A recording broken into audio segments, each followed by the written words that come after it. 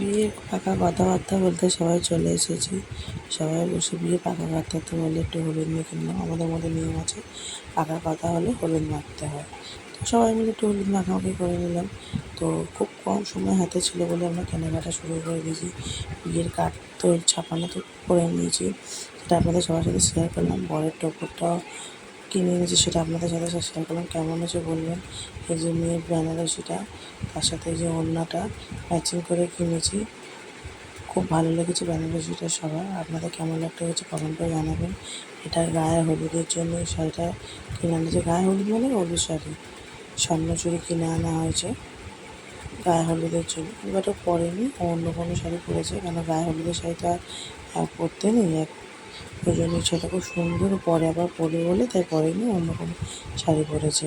তারপর ছেলের জন্য একটা পাঞ্জাবি কিনে আনা হয়েছে, খুব সুন্দর হয়েছে পাঞ্জাবিটা। আপনাদের কেমন লেগেছে সেটা কমেন্ট করে জানাবেন।